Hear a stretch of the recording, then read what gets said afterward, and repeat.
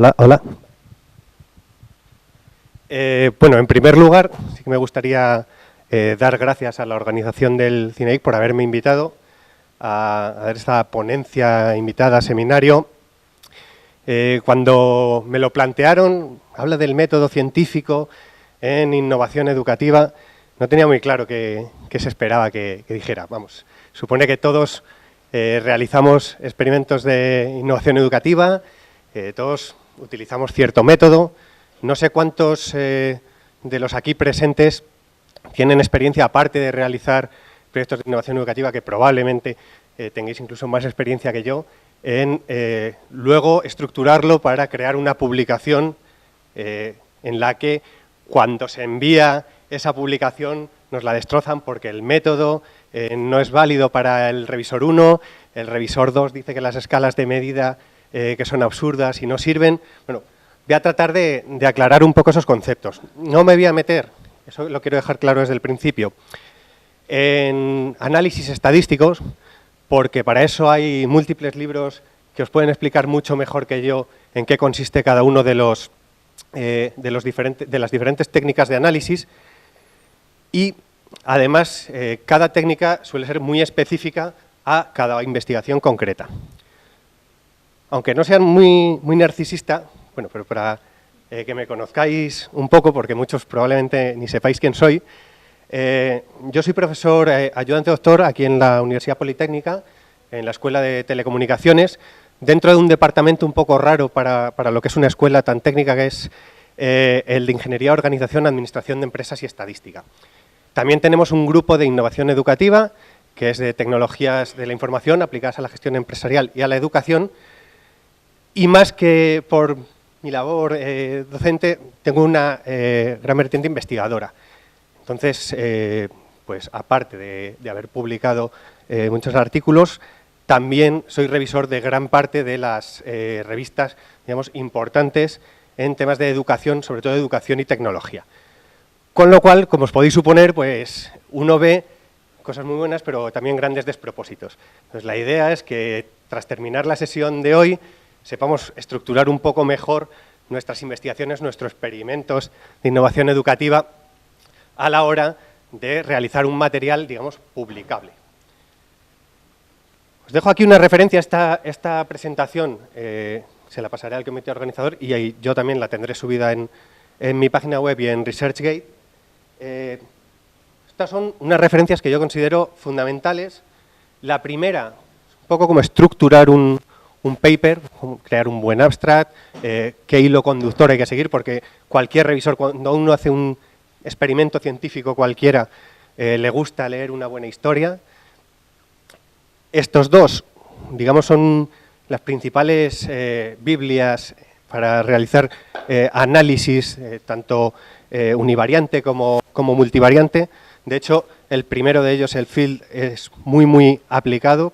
Se coge una técnica y tiene perfectamente explicado qué hacer con ella, tanto en SPSS como tiene un libro también dedicado a cómo utilizar las técnicas en R, para quien quiera utilizar software libre.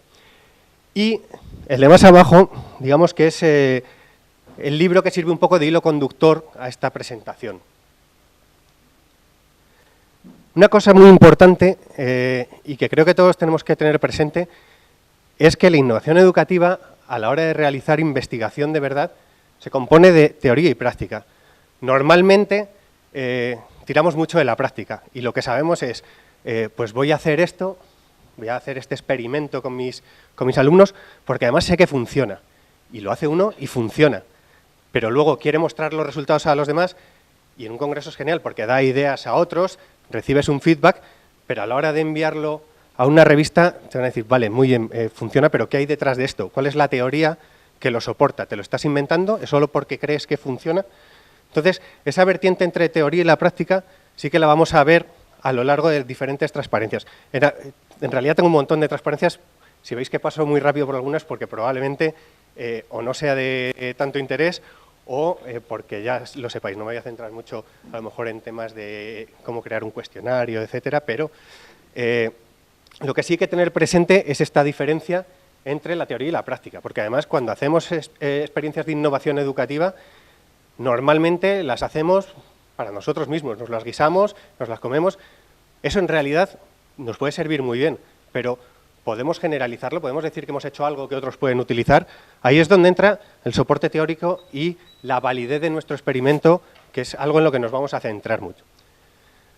Digamos que a la hora de realizar una investigación publicable se sigue más o menos este camino. Pues se detecta un problema que se quiere solucionar, utilizamos una determinada muestra, hacemos unas medidas para un diseño de investigación, que es la parte en la que más nos vamos a centrar, analizamos los resultados y llegamos a diferentes conclusiones. Voy a tratar de seguir un poco este camino a la hora de realizar la presentación, pasando un poco de prisa por encima de los temas, pero son necesarios ciertos fundamentos, ¿no?, a la hora de definir qué es un problema que vamos a abordar en innovación educativa. Primero es que hay que tener un concepto, ¿no? Podemos crearlo a través de mapas conceptuales. Hay libros dedicados a mapas conceptuales, no me voy a centrar mucho más. Sí que es importante esto que decía Einstein, que en realidad, más que la solución, que probablemente sea una labor mecánica, lo importante es saber formular un problema. Entonces nos podemos plantear nuevas cuestiones, nos podemos plantear diferentes enfoques a viejas cuestiones. Todo eso nos da ideas para tener la base de nuestro proyecto de innovación educativa. Por supuesto, tiene que ser viable. El tratar de plantar un árbol en medio del desierto con nuestro experimento no sirve de nada. Tiene que ser viable el experimento que hagamos. ¿Y cómo podemos formular ese problema? Lo normal, lo lógico sería utilizar una revisión de la literatura o cuando se hacen convocatorias de Request for Projects, que se plantea un problema y es, pues, ¿cómo me ayudáis a abordarlo? O los retos. Normalmente tiramos mucho más de la parte de la ocurrencia. Pues se me ha ocurrido que si meto realidad aumentada, que está muy de moda en mi clase, joder, pues yo creo que va a estar muy bien y que los alumnos van a estar más contentos porque es el uso de tecnología. En todo caso, cuando tiremos de una ocurrencia así, siempre tenemos que tirar de la revisión de la literatura. Por muchas ocurrencias que tengamos, es muy difícil que vayamos a ser los primeros a los que se les ocurre hacer algo. Alguien lo habrá hecho antes, tenemos un punto de partida, suele haber teorías pedagógicas, yo no soy un experto en pedagogía, pero hay muchas teorías pedagógicas detrás de cada experimento que podemos articular y tenemos que dominar perfectamente cuál es esa teoría que hay detrás, porque si no, no dejará de ser una ocurrencia que yo utilizo en mi clase y que tendrá validez para mis alumnos, a lo mejor solo para ese curso en concreto que he realizado. Normalmente, en innovación educativa, bueno, hay tres tipos de preguntas cuando nos formulamos un problema. Descriptivas, me limito a describir cómo ha ido una experiencia, por ejemplo. Relacionales, en las que busco relaciones entre diferentes aspectos o factores. Y causales. Me voy a centrar más en este seminario en las relaciones causales porque al final llevo, pues, no sé, 3 o 4 semanas dándole vueltas a decir, pero ¿cuál es el objetivo de una experiencia de innovación educativa, ¿no?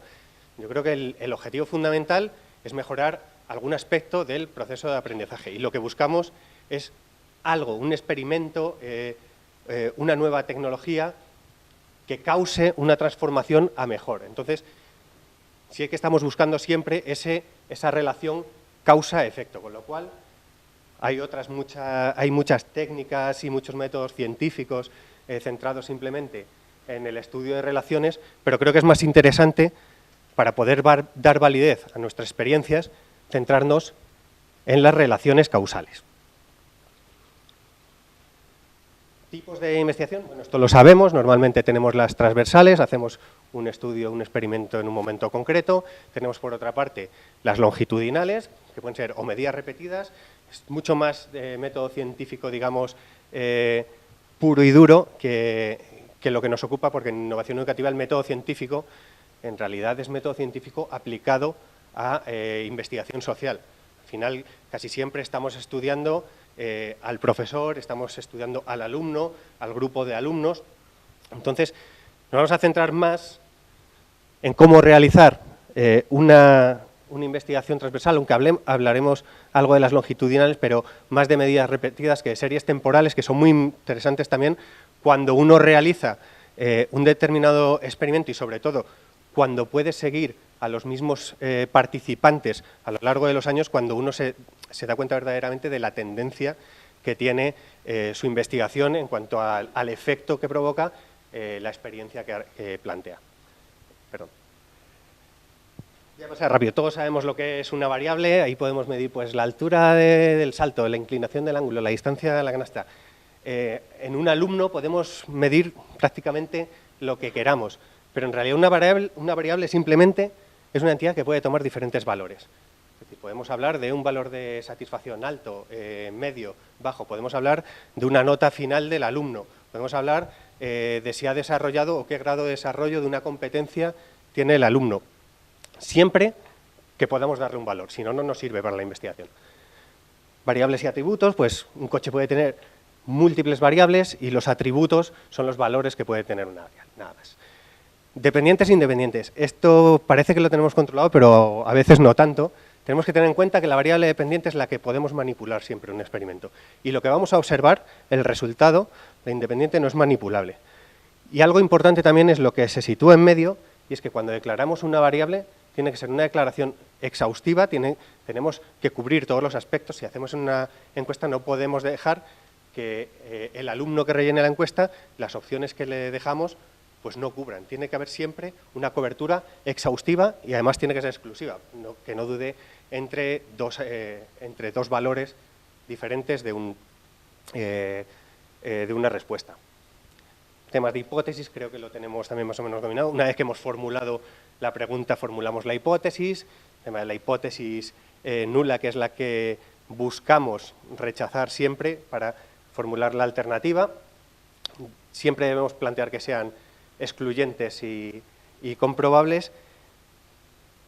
Tema de comprobarlo con una cola o dos colas, lo que podemos hacer es comprobar si hay una relación positiva y negativa o simplemente si hay relación entre las diferentes variables. Y la relación al final es eso, es una correspondencia entre las diferentes variables. Hay varios tipos de relaciones.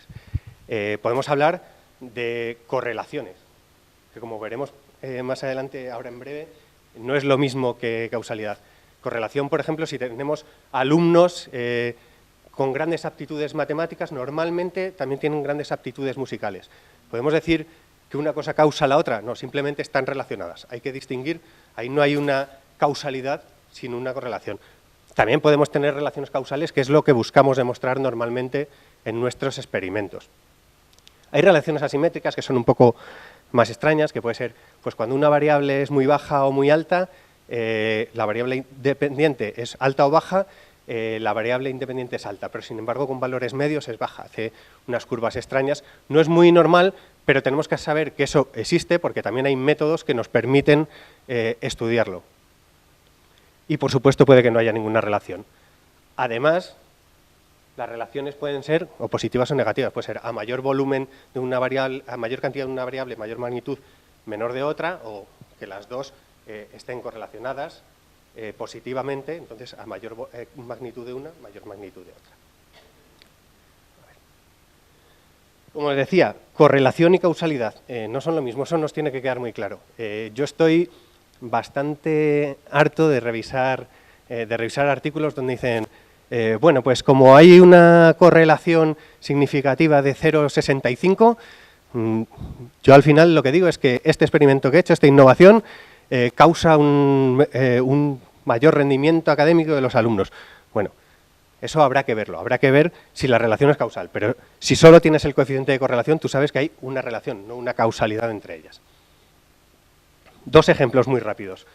Aquí tenemos una curva entre los ingresos generados por las máquinas tragaperras y el número de doctorados cada año en Estados Unidos. Pues una correlación casi perfecta. Entonces, si uno es de los que confunde correlación con causalidad, yo podría decir, joder, pues si lo que quiero es tener más doctorados en ciencias de ordenadores en mi país, lo que tengo que hacer es apañármelas para subir los ingresos en las máquinas tragaperras. No tiene ninguna lógica, ¿no? Igual que la relación de 0,93 entre el número de coches vendidos en Estados Unidos procedentes de Japón y el número de suicidios que hay al estrellar un coche. Pues digo, pues si lo que queremos es no tener suicidios de la gente que conduzca, pues entonces vamos a prohibir la importación de coches japoneses y entonces va a bajar seguro, ¿no? Entonces, ahí está un poco la diferencia, que nos quede claro que correlación no es lo mismo que causalidad, y lo que vamos a buscar es cómo determinar esa causalidad, ¿no? En innovación educativa solemos manejar datos cuantitativos, aunque hay que plantearse si son tan cuantitativos como pensamos o si los datos cualitativos son solo eso, unas observaciones. En realidad, al crear cualquier variable en nuestros experimentos, de forma cuantitativa, yo me creo mi escala perfecta y tiene una validez, una fiabilidad que vamos a ver delante, pero yo tomo unas decisiones a la hora de definir los diferentes conceptos que voy a utilizar. Pues puedo definir la satisfacción de una forma completamente diferente a como la definiría otro investigador, otro profesor. Puedo directamente adaptarlo mucho a mi contexto de uso, y esa es una decisión que tomo yo y en la que estoy introduciendo un juicio en cómo defino mi variable. Y también al usarlos, los temas de cómo evalúo yo la fiabilidad a lo mejor es diferente de cómo la evalúa otro. Normalmente deberíamos tender a unificarlo, pero hay diferentes criterios de fiabilidad. Desde el punto de vista cualitativo, que sepáis que también es posible transformar cualquier variable cualitativa en cuantitativa. Puedes coger diferentes observaciones, hacer que unos jueces externos las puntúen y luego ver el grado de acuerdo que hay entre ellos y darle un valor. O sea, siempre es posible. Hay, digamos que es la barrera que hay entre cualitativo y cuantitativo en innovación educativa y en investigación de ciencias sociales se difumina un poco más que lo que sería en investigación científica, de la que se suele llamar pura, que tampoco es tal a veces, depende de cómo realice uno los experimentos.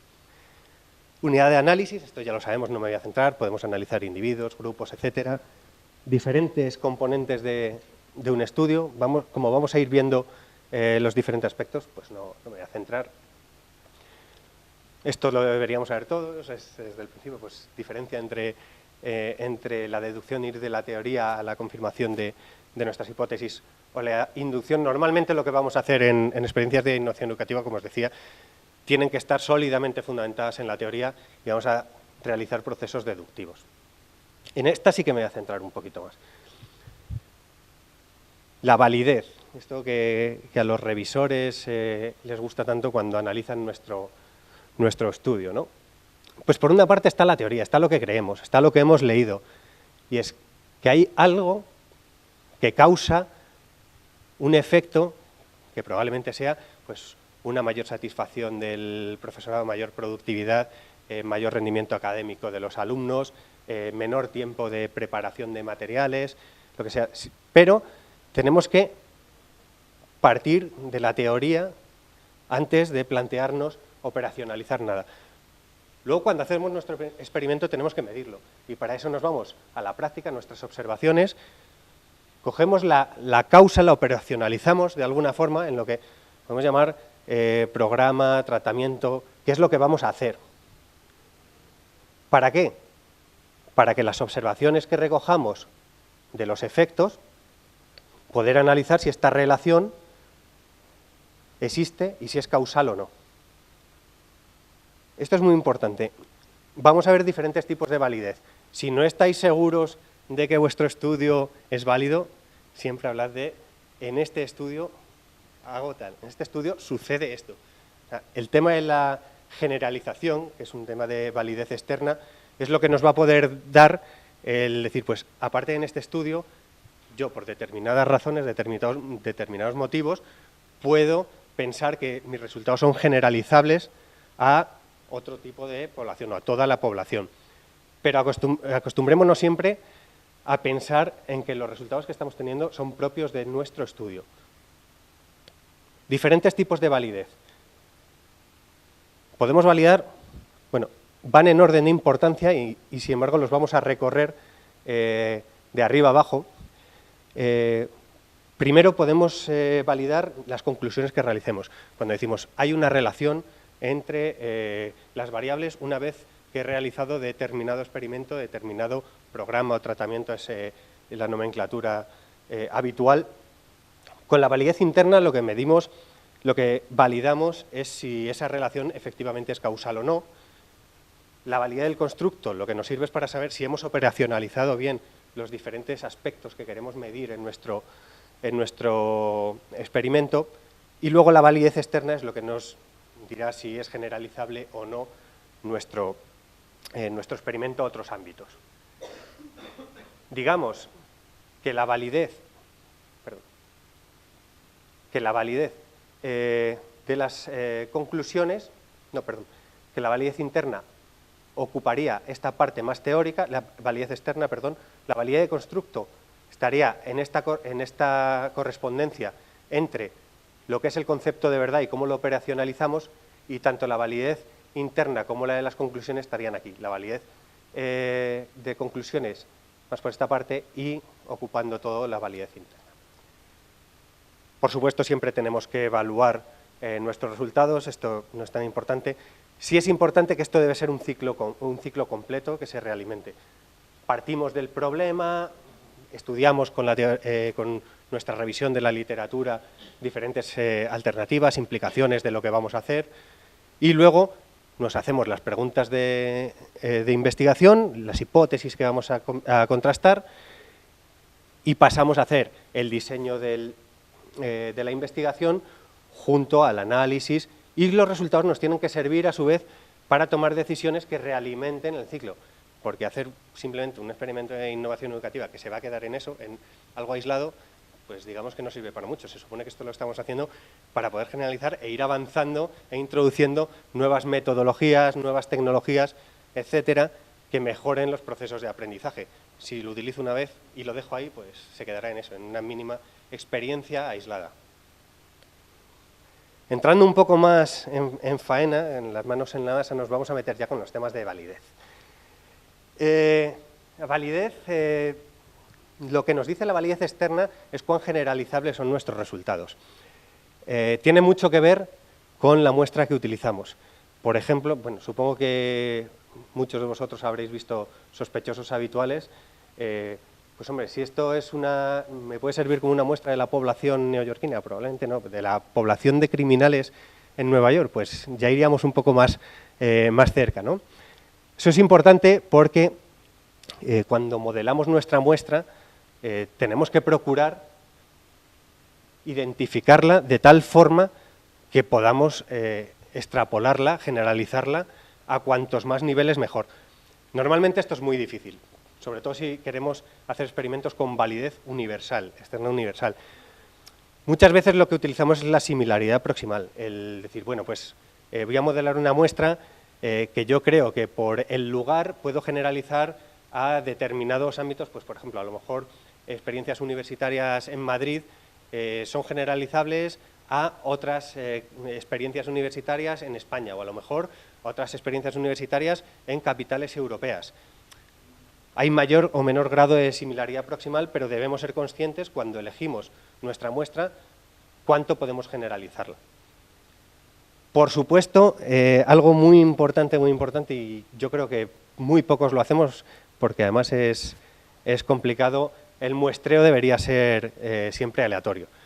Tiramos, vamos a ver más adelante, mucho de los muestreos de conveniencia, bueno, pues como es la clase que tengo, es el curso, pues es lo que utilizo, ¿no? Una buena investigación social debe utilizar generalmente muestreo aleatorio. Lo que vamos a ver es cómo con otros tipos de muestreos podemos generar unos diseños de investigación con cierta validez. No hay que confundir con la asignación aleatoria a los grupos, que vamos a ver a la hora de diseñar los experimentos. Una vez que hemos visto temas de cómo se enfoca un problema, pasamos al tema ya de centrarnos en la muestra. El muestreo consiste al final en saber a quién queremos generalizar nuestro estudio, ¿no? Este caso, por ejemplo, es un concierto de alguien que seguro que casi nadie conoce, es un rapero estadounidense, Childish Gambino. Me va a servir un poco de ejemplo para para entender cómo podemos hacer un muestreo adecuado a nuestras características de investigación. Entonces, en primer lugar, tenemos que ver a quién queremos generalizar el estudio. Podemos ser muy ambiciosos, es decir, pues es a todo el mundo, ¿no? Que sería la población objetivo, a quién queremos generalizar. Podemos decir, pues solo Europa. Podemos decir, pues solo España. En el caso de Childish Gambino, no sé si hay algún foro o club de fans en España, pero probablemente si queremos saber qué opinan los fans de su música o sus reacciones ante sus tweets o lo que sea, pues podríamos elegir a quién podemos acceder. Si viene a dar un concierto, podemos pensar que una muestra representativa de sus fans van a estar en el concierto, ¿no? Entonces, nos iríamos al concierto y diríamos, bueno, yo creo que ya puedo acceder a esta muestra que es representativa. Eso sería la población del estudio. Pero luego, ¿a quién seleccionamos finalmente? Pues yo puedo decir, no me quiero meter en el meollo allí con mis encuestas para preguntar. Y me quedo con los que están más atrás, ¿no? Me acerco a ellos y se lo pregunto. Esa va a ser la muestra, eso es lo que vamos a utilizar para el análisis. Entonces, lo que sí tiene que ser es, como he dicho, más o menos aleatoria. En este caso no es 100% aleatoria, porque probablemente sean mucho más fans los que están adelante que han ido cuando se abren las puertas y demás, pero representativa del fenómeno que queremos estudiar. Diferentes tipos de muestreo. O sea, cuando tenemos que elegir entre todas las posibilidades de la población del estudio, pues tenemos que elegir la muestra y podemos utilizar determinados tipos de muestreo. Lo típico es lo bueno, que dirían, es el probabilístico, el aleatorio. Esto no consistiría pues en coger a todos nuestros alumnos, sino decir, pues me hago un listado de mis alumnos. Lo más típico es, me creo el listado, hago un aleatorio en el Excel, ordeno de mayor a menor y me quedo, pues, imaginaos, pues si necesito una muestra de 30, pues con los 30 primeros. Completamente aleatorio. Se puede hacer estratificado. Si lo que queremos es que determinados grupos estén representados, podemos pensar, pues, si tenemos alumnos españoles, alumnos que vengan de Erasmus y hacemos un muestreo aleatorio, pues a lo mejor hay poquitos Erasmus y se nos quedan fuera. Sin embargo, con un estratificado aseguramos determinadas cuotas dentro, o sea, separamos los diferentes grupos y en cada grupo hacemos un muestreo aleatorio. El sistemático no es tan importante, simplemente se ordena aleatoriamente y se va cogiendo cada X puestos, o muestreos aleatorios de área.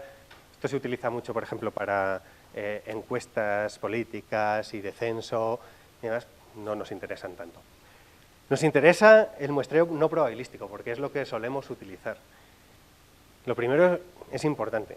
Tened en cuenta que si no hacéis un muestreo probabilístico aleatorio, entrar un revisor puede decir, bueno, voy a ver cómo me puedo meter con la muestra, ¿no? Porque muestreo no probabilístico implica que más o menos has elegido quién va a participar en el experimento, con lo cual puede estar pensando que quieres alterar el experimento.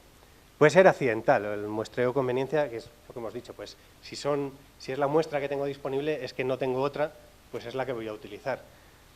O puede ser intencional, yo puedo decir, pues me interesan determinados representantes, como por ejemplo la instancia model dijo, pues lo que quiero coger es a 10 estudiantes típicos que estén más o menos en la media, de hecho en realidad en la moda, dentro del rendimiento académico. Pues cogería las notas, me hago los cuartiles y me cojo las instancias más típicas. Paneles de expertos, que somos conscientes todos de cómo se realizan. Muestreos de cuota, yo también puedo decir, pues al igual que en el estratificado, puedo decir, bueno, voy a hacer un muestreo no probabilístico, pero voy a asegurarme ciertas cuotas. Y el muestreo de bola de nieve, que es muy útil cuando no sabemos, hay revisores a los que no les gusta, a mí me encanta, sobre todo cuando hacemos otro tipo de investigaciones en empresas en las que cuesta mucho llegar dentro de la empresa a alguien que tiene unos conocimientos específicos y lo que haces es enviárselo a 5 o 6 personas más o menos de confianza, pero que sabes que cumplen con las condiciones, y les pides que le envíen la encuesta a otras personas que cumplan las mismas características, que como probablemente estén mucho más relacionadas con sus círculos de trabajo, los mismos conocimientos, puedan llegar a ellos mucho mejor que tú. Entonces se va aumentando la muestra, perdemos un poco el control sobre qué selección realizamos, pero en teoría estamos alcanzando mucha más población representativa y apta para el estudio de la que normalmente podríamos alcanzar. Una vez que hemos hablado de la muestra, el tema de las medidas introduce otros tipos de validez. Habíamos hablado de la validez del constructo. Si tenemos un concepto, esto es una representación tridimensional de un hipercubo, nosotros cuando vamos a medir determinado concepto, en realidad estamos midiendo algo tal que así, algo que se le parece, pero no pensemos que cuando estamos midiendo el rendimiento académico, al tener una sola nota de un alumno, estamos midiendo lo bien que ha aprendido. No, estamos haciendo algo que se parece bastante a lo bien que ha aprendido un material, pero no siempre va a ser así, porque en realidad, como veremos más adelante, hay cierto error en toda medida. Tipos de validez del constructo. Cuando planteamos una investigación, tenemos lo que se suele llamar face validity, que es, la verdad es que no sé ni cómo se traduce en español, siempre he utilizado face validity, y es que planteas un cuestionario y de entrada las preguntas que haces tiene que tener pinta de que, y el contenido que planteas tiene que tener pinta de que estás midiendo verdaderamente lo que quieres medir, ¿no? Es un poco a ojímetro, diríamos, pero luego sí hay dos tipos de validez que se pueden medir, que son la convergente y la discriminante. No sé si habéis utilizado, que no lo vamos a ver aquí mucho, técnicas de ecuaciones estructurales basadas en covarianzas o PLS, pero vamos, lo primero que hay que hacer a la hora de hacer un análisis es la validación convergente y discriminante. ¿Qué medimos en la validación convergente? Pues cuando medimos con diferentes preguntas un concepto en concreto, tienen que estar muy correlacionadas entre sí para decir, lo que estamos midiendo es exactamente ese concepto, pero probablemente estemos midiendo otros conceptos. Es donde entra en juego la validez discriminante, que lo que nos dice es que lo que estamos midiendo, si la convergente nos dice que lo que estamos midiendo es ese concepto, la discriminante lo que nos dice es que estamos midiendo ese concepto y no otros. Es decir, que estamos midiendo las naranjas y no naranjas y limones. Entonces, tiene que haber, en general, entre las diferentes preguntas que utilicemos para un mismo concepto, alta correlación para validación convergente, y luego, entre las preguntas que definan diferentes conceptos, baja correlación para validez discriminante. Un ejemplo que se me había ocurrido, esto no son datos reales, pero imaginemos que tenemos dos variables, una es el tiempo que pasan, la actividad en una plataforma de teleformación, que podría traducirse pues, por el número de entradas que hay a la plataforma y el número de descargas de los contenidos o el número de intervenciones en los foros. Normalmente esperamos que estén muy relacionadas. Podemos estar midiendo otra variable del estudiante que sea el nivel socioeconómico, ¿no? Y podemos estar hablando pues, del nivel de educación de los padres y del nivel de renta de los padres. Lo que esperamos, si utilizamos esas dos variables, es que las medidas que estemos haciendo, estas estén muy relacionadas entre sí, estas estén muy relacionadas entre sí y entre ellas no estén relacionadas. Que sería la situación que vemos aquí, que tendríamos una alta validez discriminante porque vemos que las correlaciones aquí son bajas y aquí son altas. Y también validez convergente, aunque bueno, también habría que ver la fiabilidad del constructo, que vamos a ver más adelante. Amenazas que puede haber a la hora de evaluar la validez del constructo. Pues el cómo lo operacionalizamos, a lo mejor pensamos que estamos introduciendo un nuevo método y el método no solo no es nuevo, sino que antes se ha identificado, se ha conceptualizado mejor. Mucho sesgo de monooperación, tenemos que ser conscientes, lo que os decía, cuando hacemos un único experimento, eso es una gran amenaza. Vamos a tratar siempre de replicar experimentos o utilizar grupos de control, etcétera, en nuestros diseños, como vamos a ver más adelante. Puede haber interacción, podemos estar introduciendo una nueva técnica de aprendizaje y en otra clase diferente están, en otro curso, introduciendo otra técnica, el alumno las combina los dos, los conocimientos que está aprendiendo sobre el manejo de las técnicas en esos dos cursos diferentes y nosotros no somos conscientes de que hay interacción, porque nosotros solo vemos nuestro curso. Puede haber interacción entre diferentes tratamientos o programas, lo que decíamos, diferentes experimentos. Por supuesto, a la hora de plantear si es fiable o no, si es válido el constructo, cuando pasamos una encuesta, y esto no es tan típico de los alumnos como de los profesores a los que les pasamos encuestas, normalmente tratamos de adivinar las hipótesis. ¿Qué están tratando de medir aquí? ¿Qué respuesta esperan de mí, ¿no? Entonces, eso amenaza mucho lo válida que sea luego nuestra medida del constructo. Puede haber alumnos que tengan gran aprensión a la evaluación o que cuando haces una pregunta, digamos, un poco más complicada, se quieran sentir más deseados, más valorados e introduzcan un sesgo en sus respuestas. Y algo muy importante que cada vez se mira más en las diferentes publicaciones científicas es el método común. El hecho de si, para esto también hay libros enteros dedicados, si planteo una encuesta online, si pongo todas las preguntas relativas al mismo constructo juntas con la misma escala, pues el alumno suele ir contestando, bueno, esta es un 4, va a hacer lo mismo, 4, 4, 4, 4.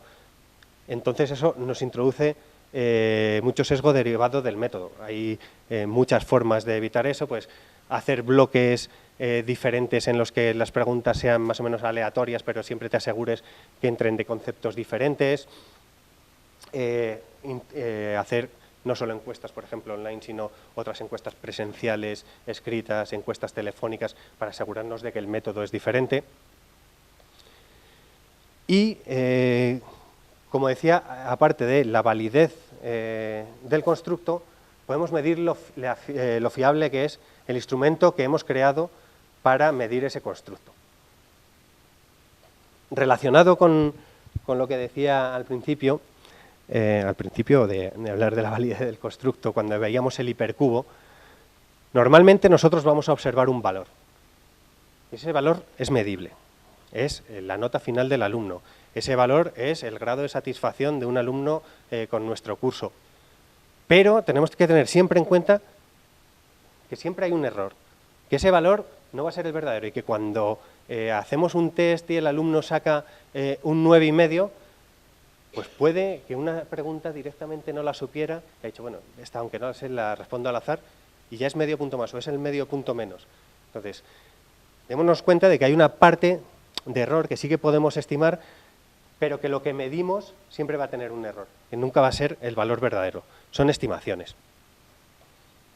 De hecho, aquí podríamos decir que el valor observado es que es una persona sin brazos, pero vamos, el valor verdadero no, es un profesor que tiene brazos. Podemos tener errores aleatorios, que es con los que trata la estadística, en general, probabilística, y errores sistemáticos.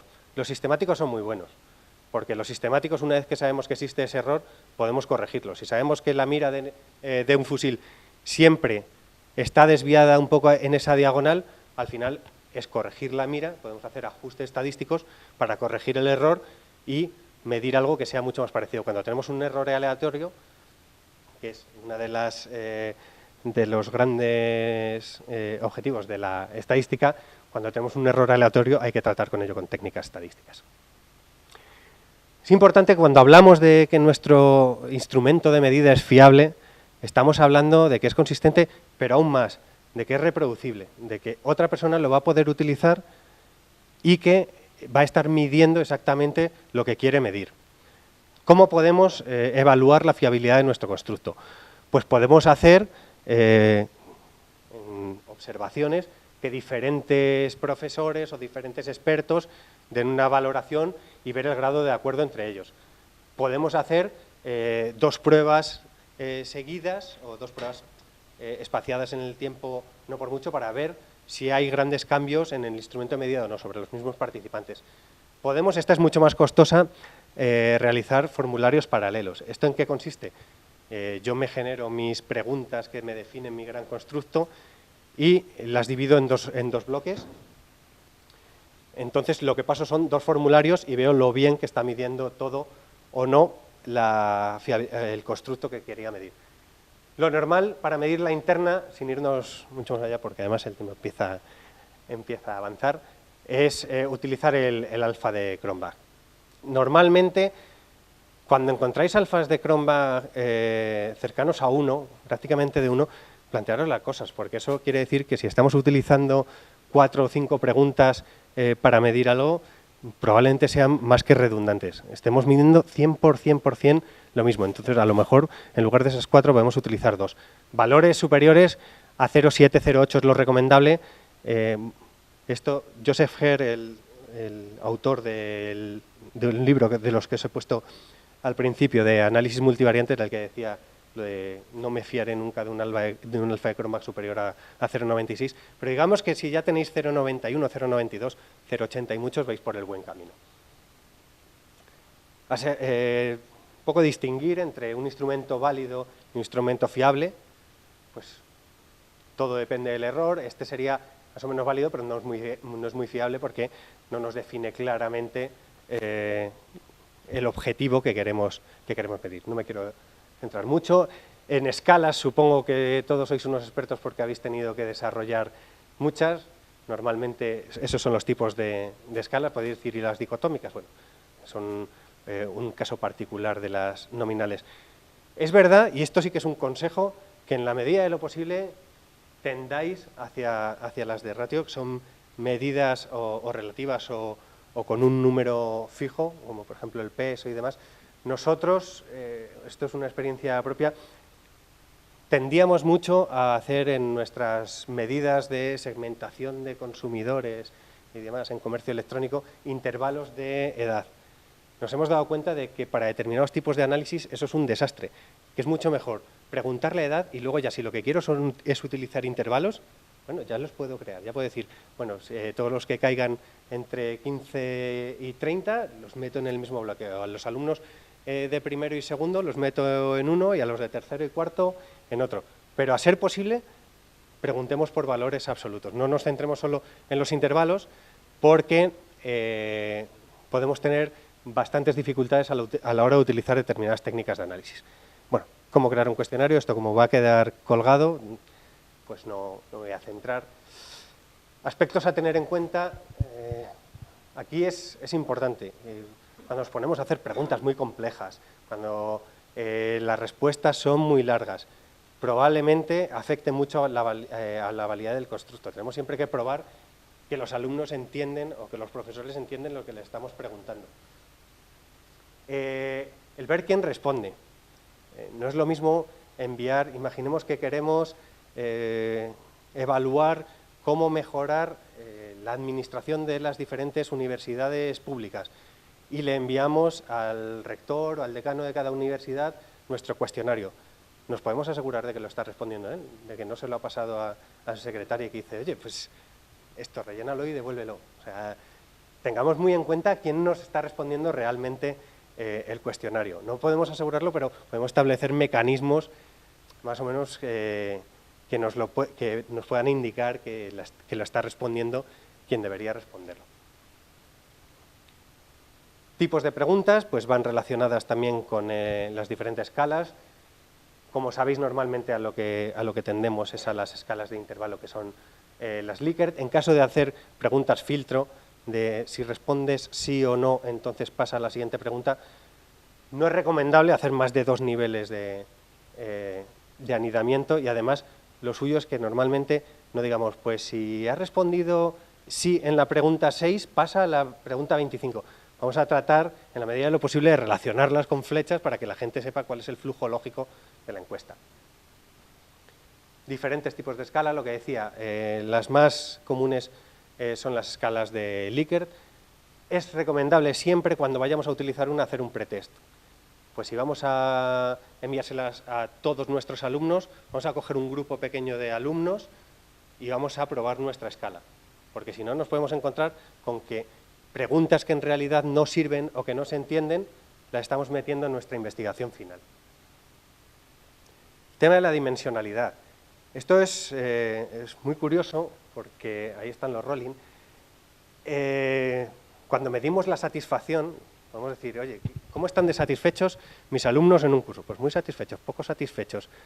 Esa podría ser una pregunta. Y decimos, ¿eso en realidad no está dando una medida de la satisfacción? A lo mejor yo he introducido una técnica revolucionaria con nuevos contenidos y simplemente no están satisfechos con la calidad de la conexión porque no se podían descargar bien el contenido, porque la red no funcionaba bien o porque el sistema no funcionaba bien, pero el resto era perfecto.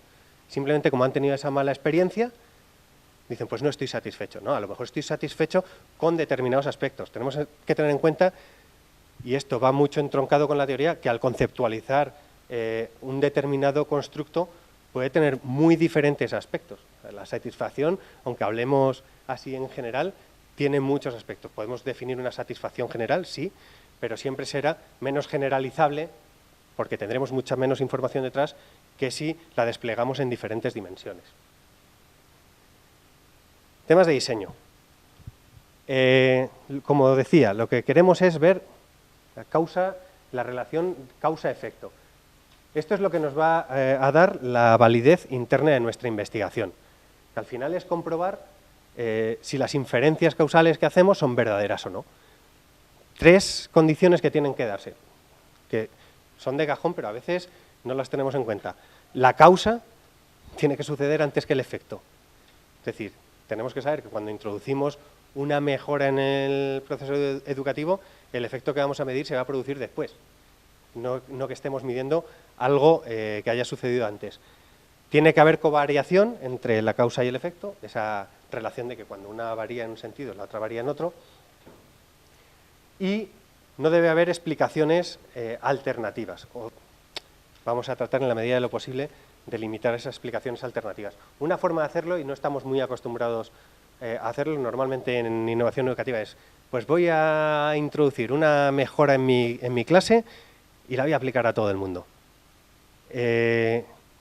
Un estudio así tiene mucha menos validez interna que cuando utilizamos un grupo de control.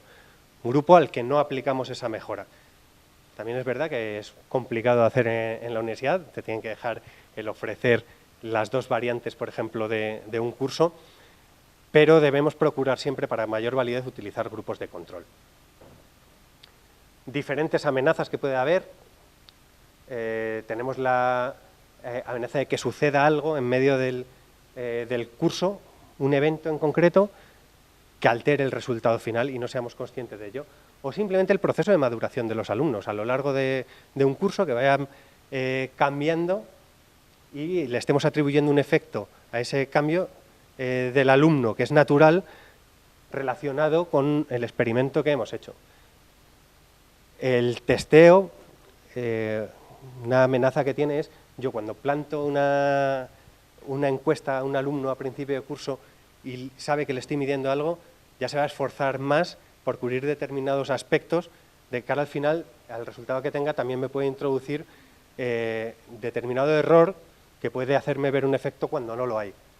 O la instrumentación, que es lo contrario. Como lo que no quiero es que utilice el mismo instrumento porque ya se lo sabe y sabe que le voy a medir, le planteo 2 instrumentos completamente diferentes, 2 encuestas diferentes al principio y al final, y en realidad a lo mejor no estoy midiendo lo mismo. La mortalidad, este es muy importante, y no se refiere a que se nos mueran los alumnos o los profesores, pero sí a que abandonen en medio del estudio. Si hacemos un estudio y cogemos a la parte del principio, pero al final nos han llegado a completar el curso los mejores alumnos y el resto se han quedado, y solo tenemos medidas de esos alumnos que han acabado y han acabado bien, vamos a decir, nuestro experimento ha sido fantástico, un éxito total. No, porque a lo mejor se nos han caído por el medio la mitad y no sabemos cómo puede haber afectado nuestro experimento en que hayan abandonado incluso, con lo cual el efecto podría ser incluso peor.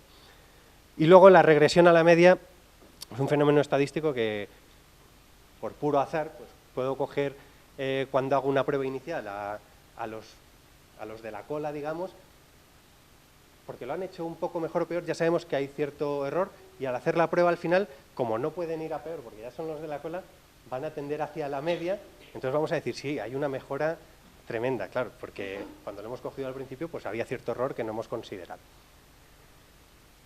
Múltiples grupos, como decía, es lo recomendable cuando hablamos de grupo, la introducción del grupo de control, el grupo experimental y de control. 2 tipos de experimentos, aleatorios, que es lo ideal, y los cuasi experimentales, que es lo que solemos hacer. no son ideales, pero también se pueden hacer bien. Esto sería un esquema, os lo podéis encontrar en nomenclatura de diseños de investigación. Normalmente, observaciones o medidas, pues la típica encuesta, el decir, en este momento cojo las notas. El tratamiento o programa es el experimento que estamos haciendo, lo que estamos haciendo en realidad. Grupos, cuando hay más de una línea, son grupos diferentes, y el cómo asignamos los participantes a los grupos, pues puede ser aleatoria, que es una R, grupos no equivalentes, que vamos a ver en diseños cuasi experimentales, la N, o por corte, que es la C. En función de si tenemos asignación aleatoria de los participantes a los grupos, tendremos experimentos verdaderos, que se suelen llamar aleatorios, y si no es aleatoria, en función de si tenemos grupos de control o no, tendremos cuasi experimentales o no experimentales. Diseños experimentales, que digamos que son experimentos verdaderos. Hay asignación aleatoria, que es clave. Me pillas justo en lo bueno. Básicamente, a ver si puedo resumir mucho. Lo que hacemos es una asignación completamente aleatoria a los grupos. Suponemos que son equivalentes desde un punto de vista probabilístico. Son mucho más robustos y tienen mayor validez, más robustez en validez interna que el resto de diseños. Como os digo, aquí simplemente se plantean los diferentes tipos de diseños que tenemos. En todo diseño tenemos algo de señal de lo que sería el valor verdadero y ruido. Esto es lo que en telecomunicaciones se llama la relación señal-ruido. Entonces, lo ideal es que sea muy grande, que o tengamos mucha señal, poder definir bien el valor, o tengamos poco ruido. Formas de hacer esto en diseños experimentales. Pues un diseño factorial, en el que podríamos, este ejemplo que os tenía preparado, pues vamos a estudiar cómo afecta el tiempo de estudio de los alumnos en una materia y el lugar donde estudian. Pues si se realizan sesiones en clase, o sea, solo en casa o en casa y en clase. Posibles resultados, bueno, tendríamos 4 grupos, formaríamos 4 grupos con las diferentes combinaciones de tiempo de estudio, digamos que en una sesión dedicamos 2 horas, en otra 4, y del lugar, pues en clase o en clase y en casa, y podríamos tener determinados resultados finales. No podríamos coger directamente las medias y decir, pues todo es igual, no hay efectos. Podemos detectar efectos principales. Aquí veríamos que hay un efecto principal del tiempo en el segundo escenario, pero no del lugar. Aquí, al contrario, aquí habría unos efectos principales de los dos, pues cuando utilizamos el lugar 2, que puede ser clase y casa, y el tiempo 2, que es un tiempo mayor de dedicación en clase, que son 4 horas, los resultados son mejores. Lo mejor de un diseño factorial es que nos permite ver efectos de interacción. Aquí, por ejemplo, vemos que no hay, que hay interacciones y que solo cuando, aquí por ejemplo se ve muy bien, que solo cuando tenemos el 2 y el 2 parece que mejora, pero no, o sí, cuando tenemos con respecto al 1 y 1, sí. Como os decía, otro tipo de diseños, el de factorial, se centra en maximizar la señal, en obtener los mejores valores, minimizar el ruido, tenemos análisis de covarianzas, bloques aleatorizados y diseños de covarianzas, que vamos a ver más adelante. Los bloques aleatorizados básicamente consiste en que establecemos 4 diferentes grupos, o 5 o 6, que sean relativamente heterogéneos entre sí y homogéneos entre sí. Es más o menos como hacer un muestreo estratificado. Covarianzas nos permite ajustar otras variables que estén variando junto con la variable objetivo que tenemos, pero nos permite ajustar de tal forma que podamos anular un poco ese efecto a la hora de tener nuestros resultados. Diseño cuasi experimental, muchos dicen que son inferiores, yo no lo tengo muy claro, pero vamos, cualquier revisor os dirá que sí, que con respecto a un experimento verdadero, sí. Va a empezar la sesión dentro de poco, así que me lo piden desde fuera de la organización. Vale. Pues, en todo caso, tenéis una explicación de todos los diseños cuasi experimentales. teníamos cómo reducir amenazas de esa validez, cómo diseñar bien, pero esto sí puede ser interesante. Esto, fuerte base teórica, en serio. Cuando hagamos un experimento de innovación educativa, no nos creamos que hayamos inventado nada. Vamos a mirar toda la teoría que hay al respecto, porque es que si no, va a ser muy bonito, nos va a dar unos resultados que nos van a servir mucho, yo eso nunca lo negaré. Tú haces un experimento y a ti te sirve, y funciona, genial, pero que luego sea generalizable o lo puedas publicar es otra cosa. Y necesitas una fuerte base teórica. Nada. Importante esto, ya lo último. Cuando tratamos de realizar análisis, inferencia estadística.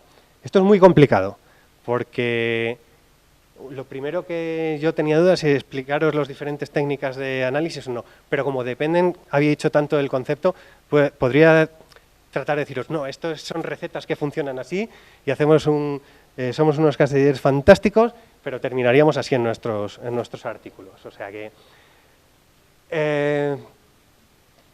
utilizamos mucho para contrastar las diferencias la T, la típica T de student. Bueno, es potente cuando se cumplen las suposiciones. Vamos a no obsesionarnos con que hacemos una T de student y todo perfecto, porque además tiene unas asunciones de igual número en muestras, bueno, sobre todo igual varianza, distribución normal.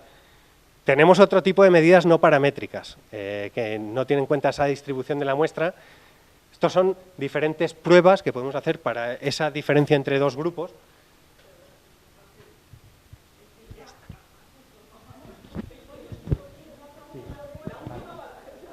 Vale, la última palabra es ojo con las regresiones, ¿vale? Que no son tan válidas y el correo.